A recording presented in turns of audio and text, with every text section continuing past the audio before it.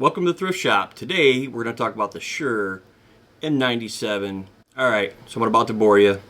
Yep, history lesson time. Can't talk about Shure without talking about history. In brief or not so brief, Shure was founded in 1925 in Chicago.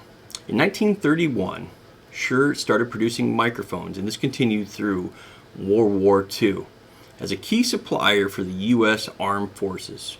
In the mid-1940s, Shure started manufacturing phono cartridges, and they were a key supplier for most audio brands at that time. Shure was the company that developed the first 78 RPM phono cartridge. Shure, at its peak, Shure, the company, at its peak, manufactured 28,000 cartridges per day. With the coming of compact discs, Shure decided to close its largest facility and still produce limited quantities in Mexico. And finally, in 2018, Shure announced they would exit the phono cartridge business. Shure pioneered the first moving magnet cartridge. Up to this time, it was all moving coils. The first moving magnet cartridge was called the M1 Studio Dynetic cartridge. This led to Shure's market domination for over 25 years due to the higher output and lower noise of the moving magnet cartridge. In 1964, Shure released the V15 flagship moving magnet cartridge and continued various upgrades over the years to come for the first phono cartridge to be designed using CAD, and also the flipped stylus cover. The V15 would continue production all the way to 2004. In 2009, the remaining inventory was purchased by the Library of Congress. It should be noted that in 1998, Shure V15VX-MR was used to transcribe 80 years of master recordings for Sony Music. So perhaps a lot of the older music we hear today has the Shure house sound. Certainly if you look at any forum today, you will find some link to the Shure M97xE cartridge.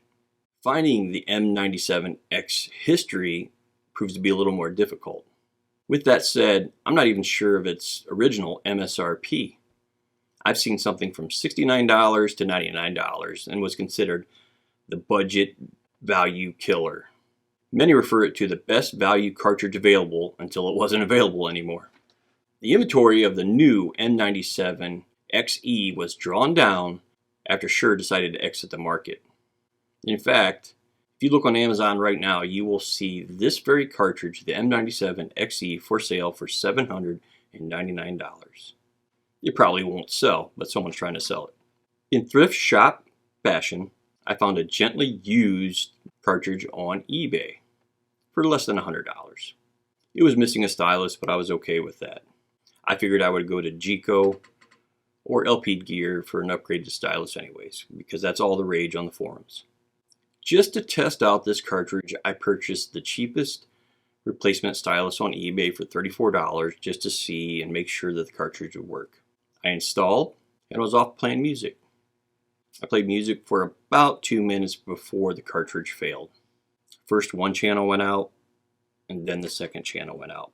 I removed the cartridge from its head shell and started to evaluate what might be going on.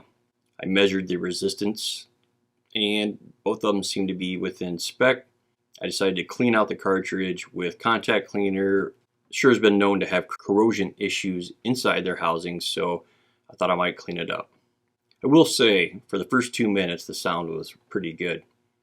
I understand why many people like this cartridge. Unfortunately for me, I couldn't listen. I'm not going to invest into styli that may cost $150 to $250 and understand how good this cartridge really is. Look, I can understand why some people say this is a very good cartridge. Again, for the 2 minutes I heard, it did sound really good. I am not going to continue to invest in an outdated cartridge just to have the prices go up over time. If you have this cartridge, keep it, love it, and hopefully it'll last a long time. Thanks for watching. Please like, subscribe, and comment. It helps the channel. Bye.